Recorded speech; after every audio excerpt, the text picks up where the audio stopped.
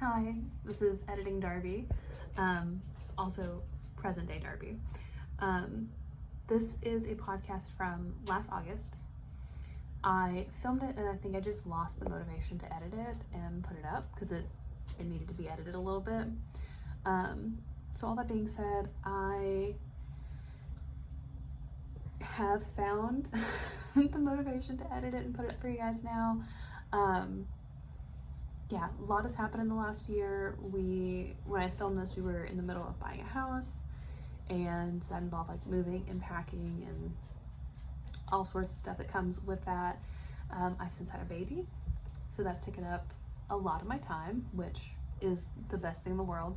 I have recently just been finding some new rhythms and getting back into making and crafting, mostly knitting, but that being said, like, I'm very excited to start sharing again what I've been working on.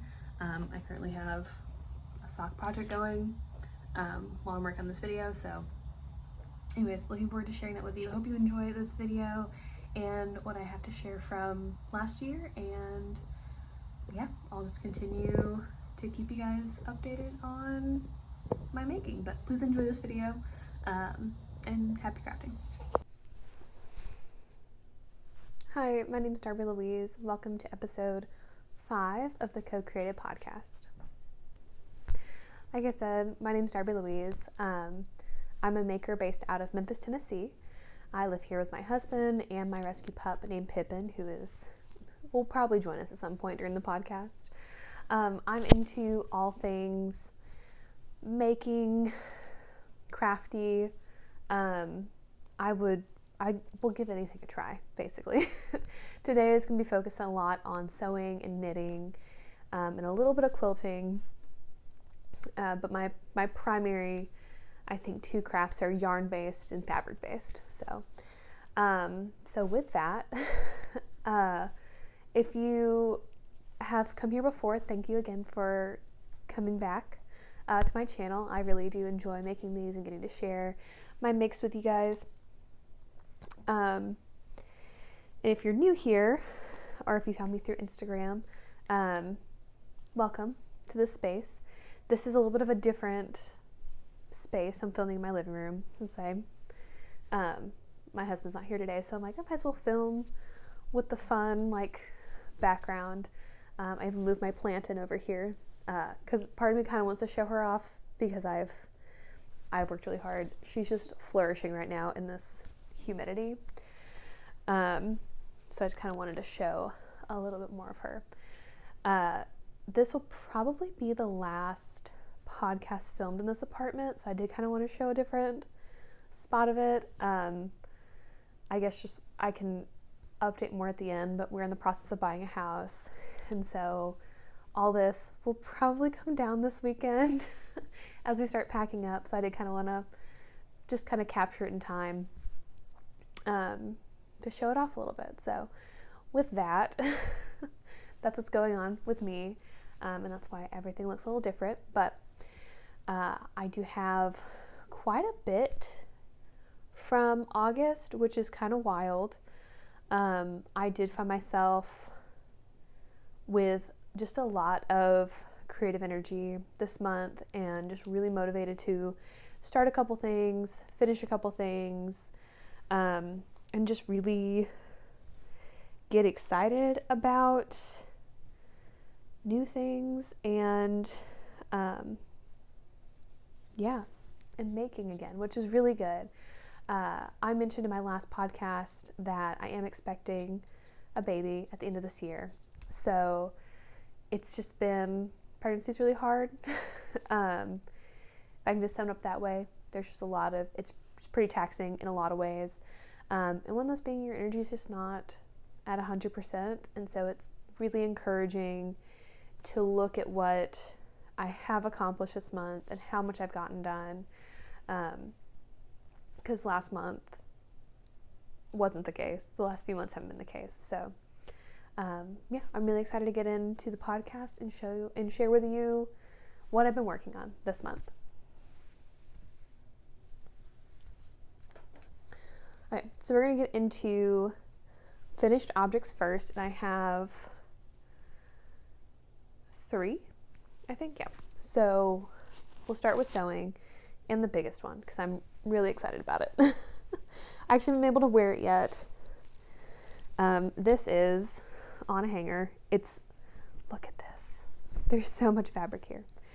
This is the Tate Romper by Small Museum and Jessalicious Patterns. It's so cute. It actually turned out a little bigger than I anticipated, which really shouldn't be that difficult to make, like, to adjust it, but I did a couple different things to it, but just look at these legs. Like, these are pants legs. There's just so much of this. I will throw in, I did a little video of me trying it on, so I will throw that in so you can get a better idea of what it looks like. Because this just kind of, it's a lot of fabric. So to get into, like, specifics, this is made with a viscose rayon blend from Blackbird Fabrics. It's in the color baked clay, which I just am obsessed with. I think it's kind of showing up pretty good on the camera. Yeah. And then this pattern, the size I cut called for like a little over 3 yards, and I was like, I have 3 meters, that should be fine, right? I did not have enough fabric left over to cut out pockets because, again, these pants are so big. So the pockets, which I'm kind of obsessed with, these pockets are just made with some, like, quilting cotton I had, but I think the colors look really good together. I don't know if this is I think the colors just turned out really cute, and it's just, like, kind of a fun little pop if, like, you see into the pocket. It's just a little different. And I think it kind of helps the pockets, like, actually function as pockets since they're a little bit of a firmer fabric. The fabric, I would rate a 10 out of 10. I would love to use this again. I bought this over, I guess I got it on from the Black Friday sale last year. And I bought it because it was cheaper than the linens, because I had a gift card, but, like, was still on a budget. So it really wasn't that expensive. I think I spent, like, on the 3 yards, I think it was like $60 with the sale, and I had a gift card on top of it. So that was really, if I'm remembering correctly. Anyways, I remember it being more affordable than the straight linen, which honestly I'm not sure if that was even on sale at the time. So that could have been a thing too. Either way, it was a dream to work with. I 10 out of 10 recommend this fabric, 100%. So I did a couple of things to this pattern. One, it is kind of a mashup with the Matilda dress by Cool Stitches, because they're kind of a similar, like, silhouette with the really high, like, umpire waist, the really high waistline. But the Matilda dress had more of just had shaping to it. It had, like, seams down the front, which is what I wanted. And it had the pattern pieces to do, like, adjustable straps like this. And so, yeah, that was just some personal preference things that I wanted to do. So I did those. So you can see, like, if you've seen this online anywhere, there's not normally these, like, princess seams, but I just wanted some bust shaping because it's just a pretty boxy fit and oversized fit. So I just personally wanted a little more shaping to it. And then I added a little shirred panel in the back just to help with, like, body changing and growing and all that jazz. So this was really fun to do. It actually wasn't as scary because I was like, well, I have to figure out all these, like, settings on my machine and do this and do that. Like, it really wasn't that bad. Like, I looked at one thing online and it worked out really well. So those are the big adjustments that I made to this pattern. Again, there's just so much of it. If I didn't mention it already, so for, again, just look at her. And I did a really wide hem. I wasn't sure how long I was going to make it so I had a lot of extra fabric. I think I did cut some off, and then I still had a really big hem at the end of it. But yeah, if I didn't mention it already, the Tate romper goes up to a 65-inch hip and a 55-inch bust, which if you did something similar to what I did with a sheared panel in the back, there's, as you can tell, a ton of positive ease. I think I ended up with 30 inches of positive ease. This could go up like significantly larger. You could put a panel in the back to make it just stretch a little bit more, and you could probably get an even larger bust size if you're looking for that.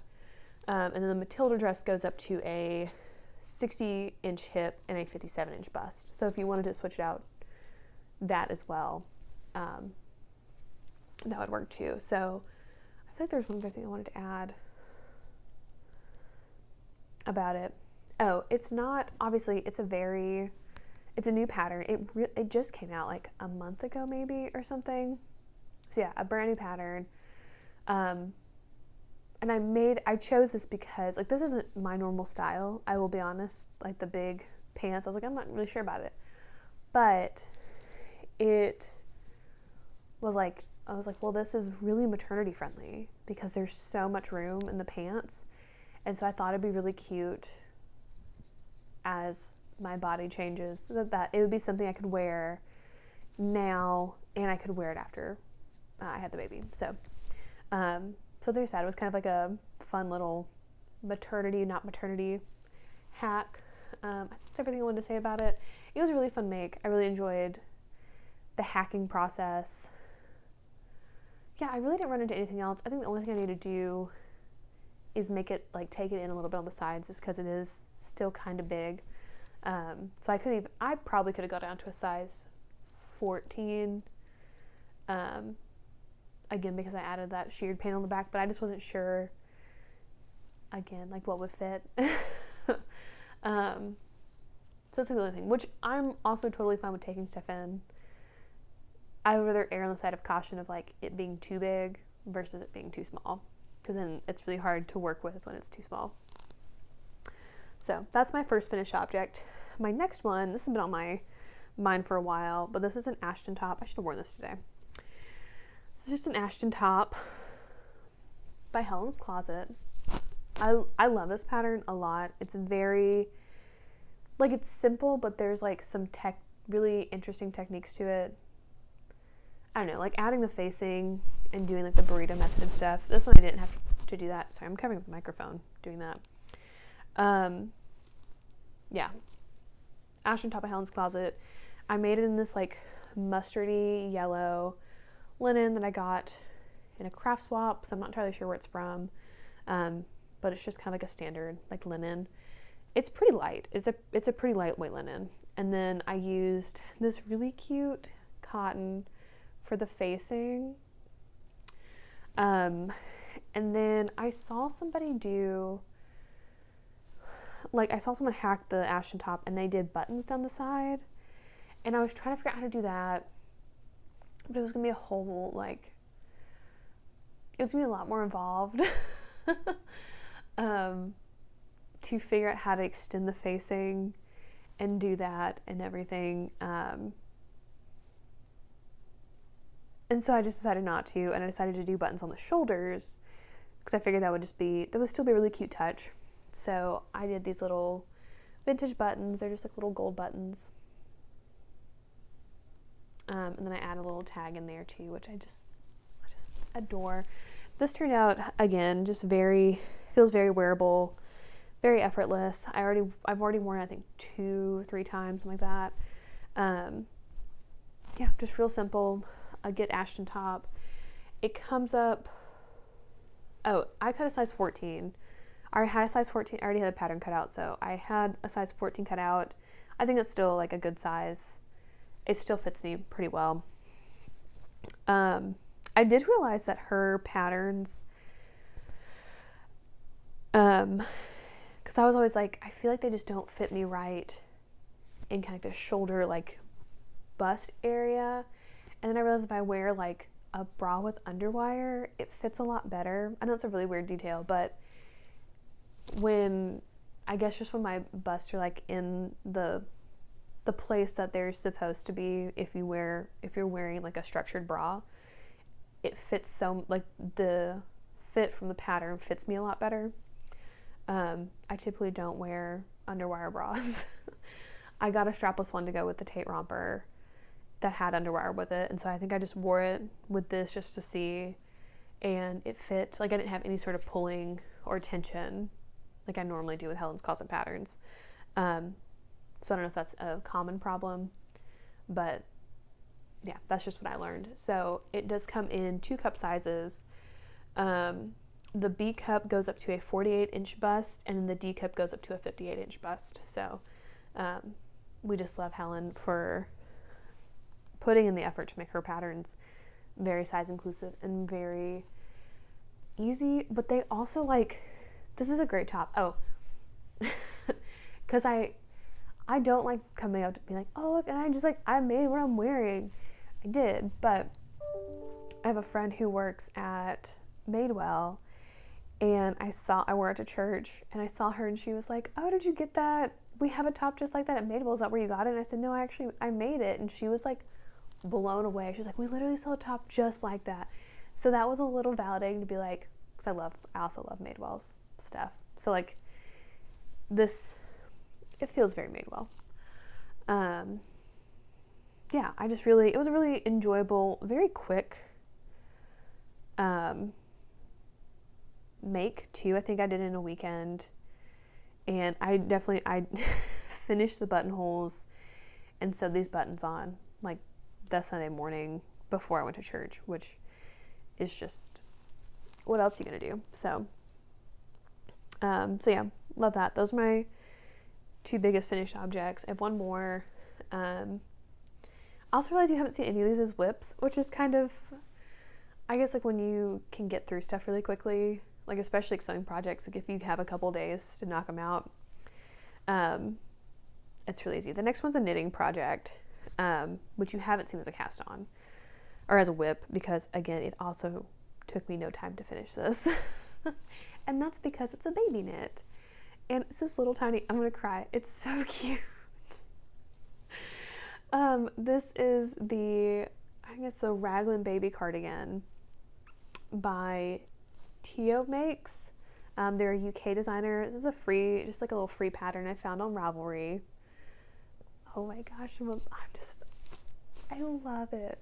So this is made out of Knit Picks Capra DK, which is like a wool and cashmere blend, which makes it very soft. And I hope the little baby isn't allergic to it. Like I'll definitely put something on underneath it, but it's so tiny.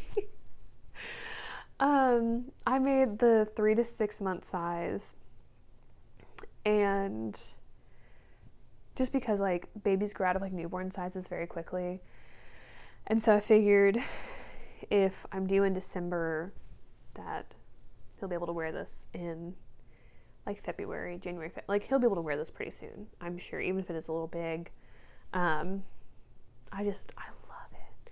It does, so this does come in a newborn size and a 3 to 6 month size, but you technically could knit this for like any size. Like you just have to keep doing the increases, and you can make this, like you could use the basic stitch counts and make this as big as you wanted. But I love it has little like garter edging, love that. Everything looks like stockinette.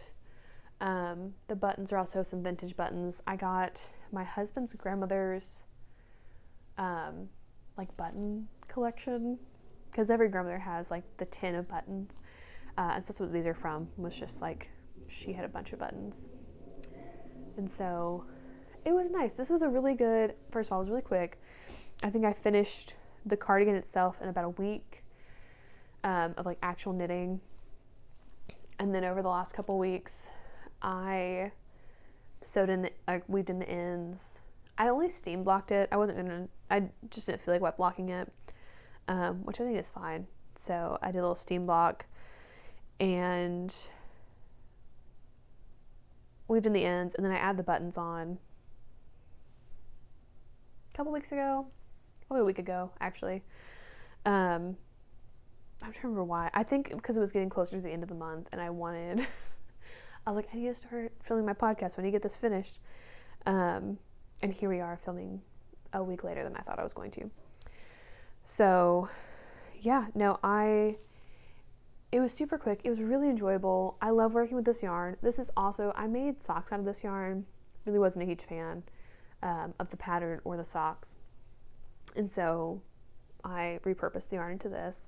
And then I'm also working on some little booties to match it. I didn't bring those over here to show because I just started on them. But yeah, it's a nice, like, if you have a baby to knit for in your life, as the weather is changing, we're in some cooler weather here right now. I think my favorite kind of yarn to work with is something woolly, something wintry. Like, that's what I want to be working on, but it's been so hot that it's just uncomfortable to work on it. And so something like this is just very simple, very small, but still really enjoyable. And so it feels cozy, but it doesn't like make you uncomfortable because it's a big woolly thing. And they're also really quick. Like, baby knits are just super quick. And so I encourage anyone who wants to try. I remember one of the first knitting podcasts I was watching was Drowning in Yarn. I don't remember his name. He's based out of Chicago though. And I hadn't like made a sweater yet or I hadn't been really of interest in my knitting, but he was talking about making a baby sweater and like practicing on a baby sweater. And part of me was like, well, I don't really want to make a baby sweater for somebody, like, because I can't wear it then. But there is something to it. Like, you get the experience of doing raglan increases and finishings and separating for sleeves and stuff like that. So I think I would recommend baby knits to anybody because they're just like super easy. Same construction as a full, like a grown-up knit, I guess. And you kind of get to practice because like separating for sleeves and then like picking up stitches for the sleeves and stuff can be kind of intimidating in a way.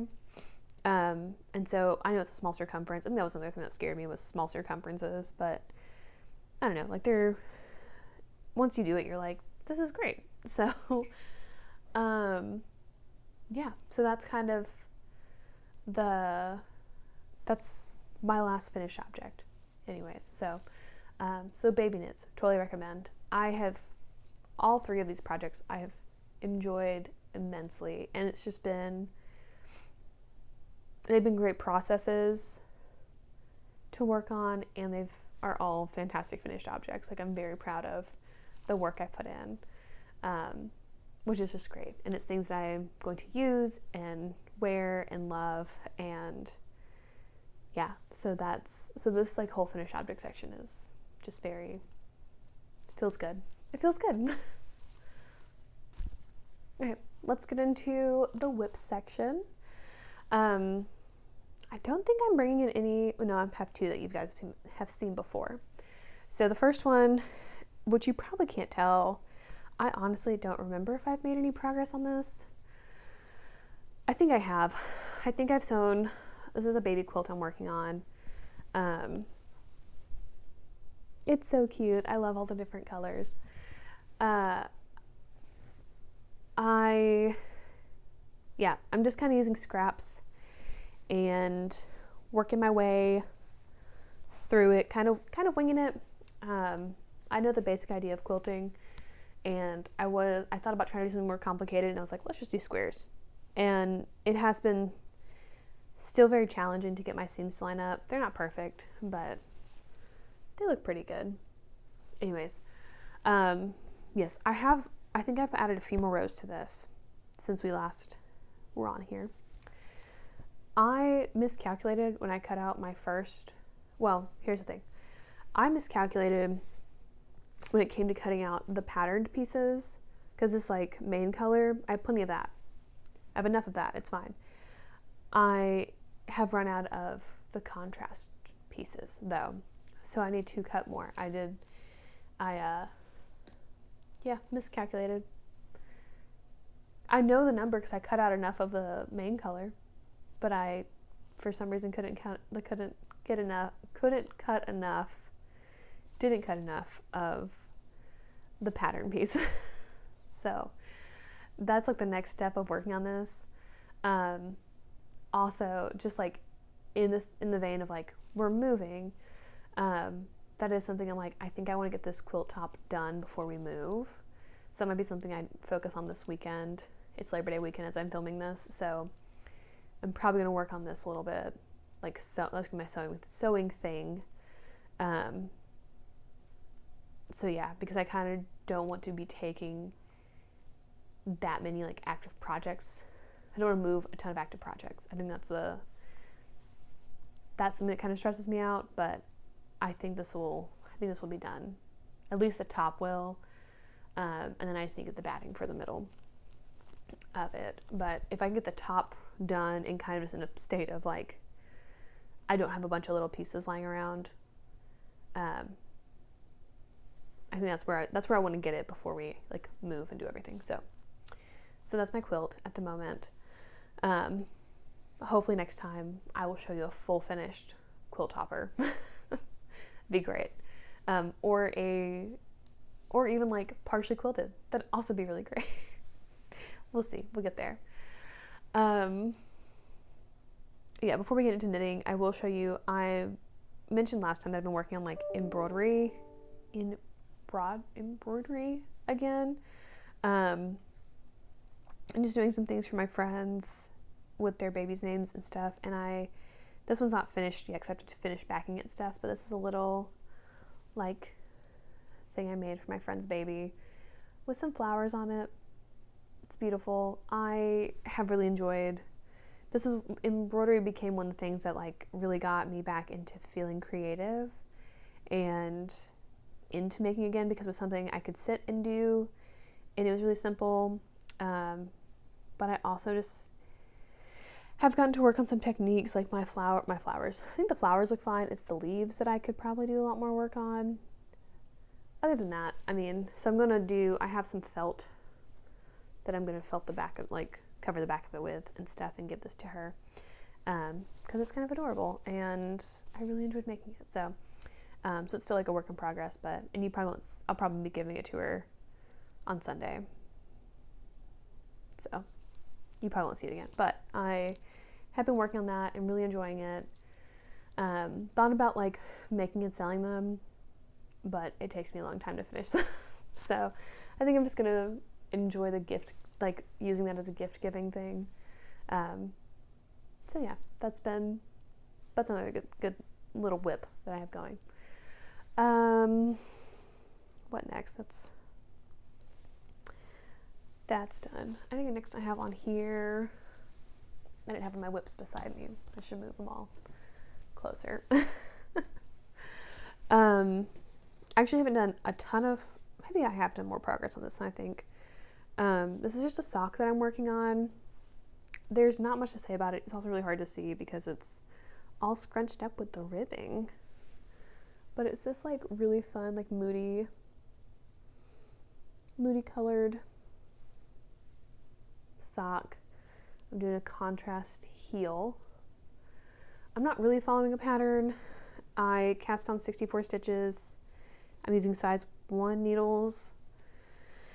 I did a heel flap and gusset, which I kind of followed, like I followed instructions for, but not really a pattern.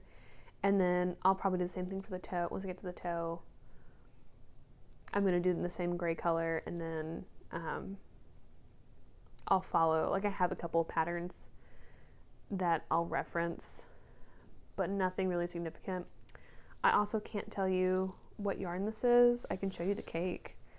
I got this again in a craft swap. It feels like sock yarn. Like it feels like there's like some nylon in there. So it really, like, it's just, I guess like most, well, that's kind of blown out. Like most like variegated yarns, it's just like, it's coming, like it knits up way richer. Like the skein looks very gray, like the tones are very gray and kind of washed out, but the final knit, the colors just look a lot richer than the cake does, which I think is really interesting. You might not see it on camera, but in person, if you could see it in person. Yeah. So yeah, I'm using DPNs because I don't have any like small circular needles small enough to make socks with. And I am fine using Magic Loop. Like, I don't hate it. I tried it before. Like, when I first tried it, I didn't like it that much. I have done it before for sweater sleeves, but my gauge is way tighter with Magic Loop than it is with DPNs. And so DPNs can get really fiddly, but I think I get a better gauge with them. So, yeah. So that's maybe, like, why I haven't sought out circular needles, but either way. Anyway, so I've been enjoying it. This, again, is another, like, the weather's not, like, chilly just yet. The weather has cooled down significantly, but I still don't necessarily want a big woolly sweater project at the moment, like, just yet. I think I'm gonna give myself a little more time. And so, like, having something like a sock it's cozy, but it's small. And so I have really been enjoying working on a sock, because even though they take forever, like the sock, it feels like it's taken. I don't like knitting on it because I feel like I don't make any progress. So I should probably stick a stitch marker in it so I can see how much progress I've made. That would probably be helpful. So that's my sock. Also, only one so far because, again, I feel like they take forever. I would like to have 2 done at some point so I can wear them in the fall. But I don't know if I'll get them both done by then. But they've been, again, just nice to have active for stuff like that. So next is not a full whip yet, but it's a swatch.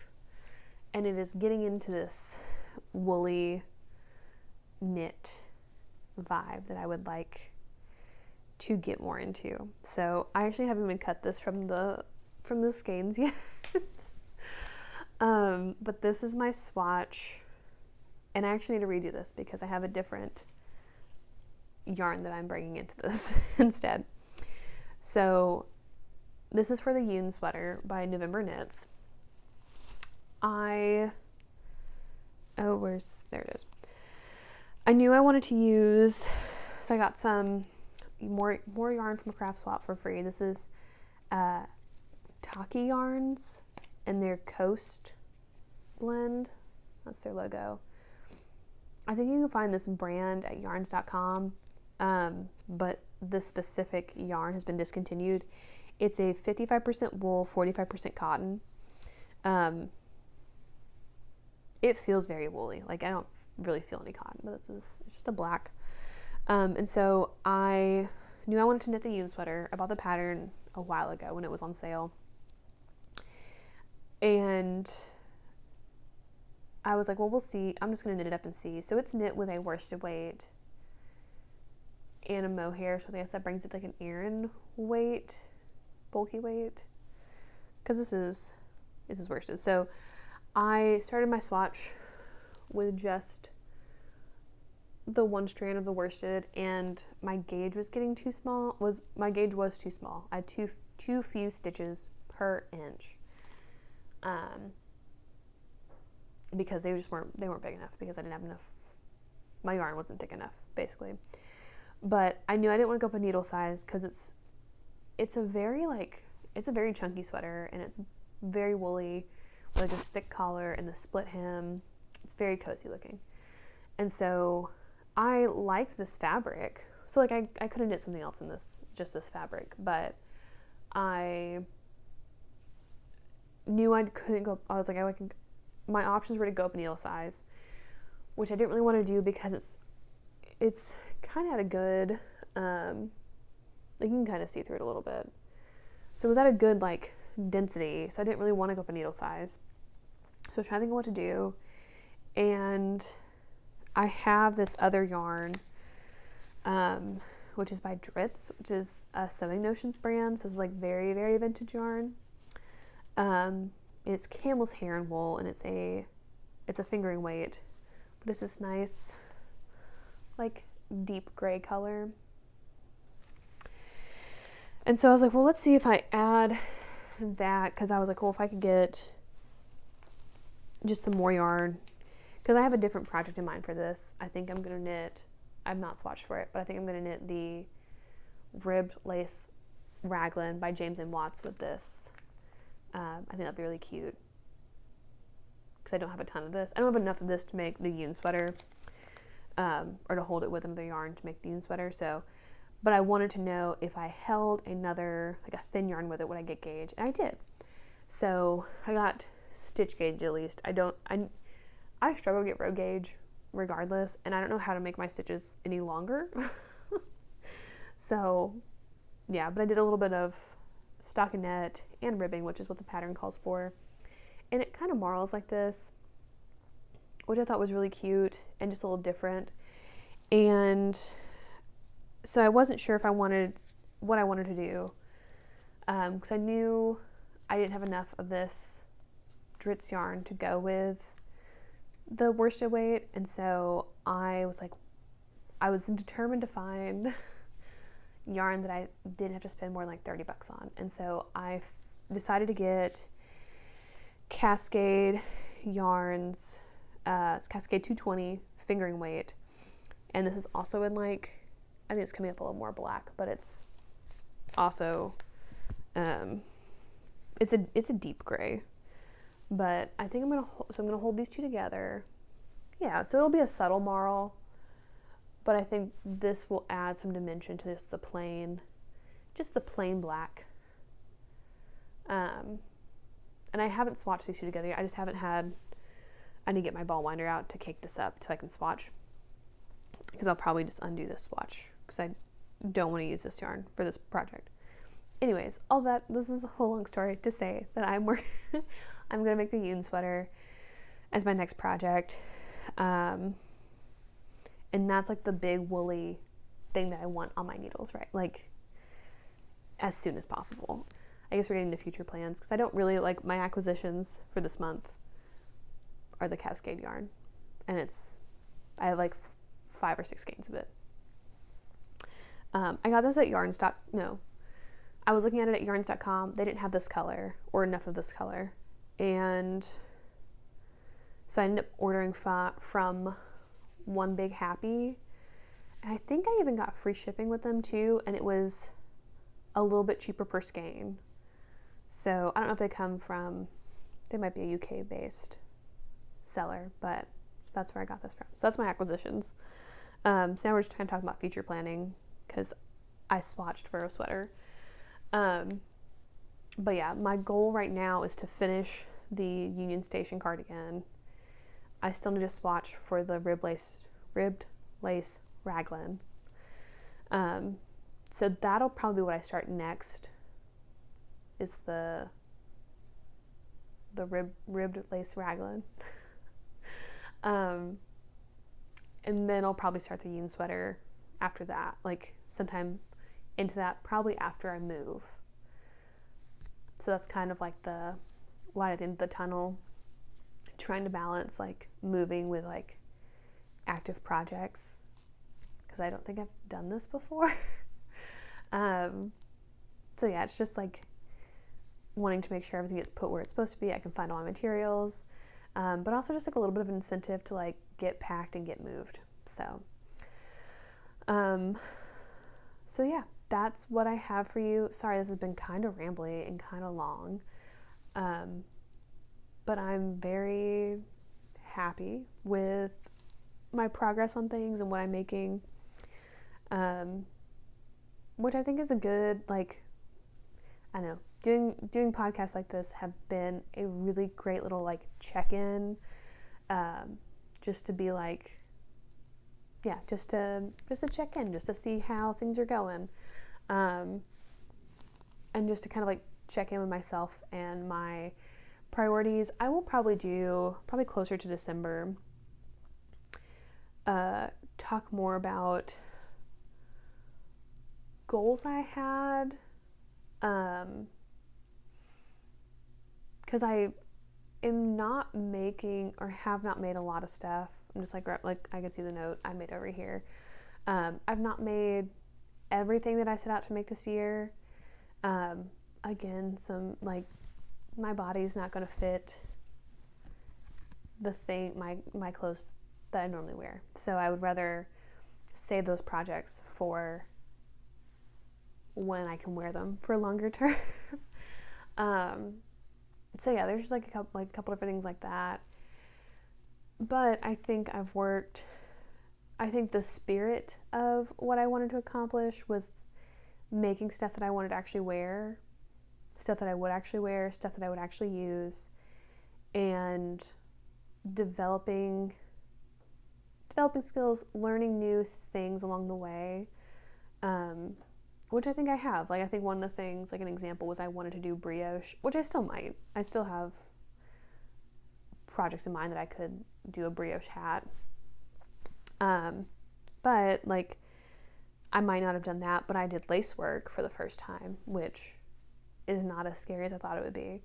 So kind of like in the same spirit of just, I wanted to try something different and get out of my comfort zone creatively and technique wise, and just learn and teach myself new things. Like the shared panel, that's something I've never done before. That's something that's been very intimidating because I just wasn't sure like how my machine would handle it, and turns out it's fine. So yeah, there's just so many things that I think about that I could be making and stuff, but I'm very happy with the set of whips that I have right now and the things that I have accomplished. I am feeling, again, like I'm feeling that like woolly energy to get back into heavier knits, so I'll probably finish my weekend best in the next month or so, and so I have that ready for when the cold actually hits. So yeah, so things are exciting, things are changing. Just a lot of exciting things on the horizon. So, and probably in the new year, I'll probably have some more like house content of things, like projects that I've done around the house to share in the podcast, which would be really fun. We're not planning on doing anything right away, just because we're going to be, adapting and having a baby. So, but next year, hopefully we'll get to do a couple different things, and I'll get to share that with you as well, which is really exciting. And yeah, I hope that you've enjoyed this glimpse into my making process and what I've done in the month of August. I hope that you come back. So like and subscribe here. You can find me on Instagram at darbylouise.makes. I'll have that linked in the little notes below. And I try to be here once a month, and I have been able to throw in a few extra videos, and I have a couple that I need to post, but, so hopefully you'll see me a little more often, but that's for Instagram, you'll see me more often than that, so, wow, this has been a really long outro. Thanks again for watching, and I hope to see you in the next one. Bye.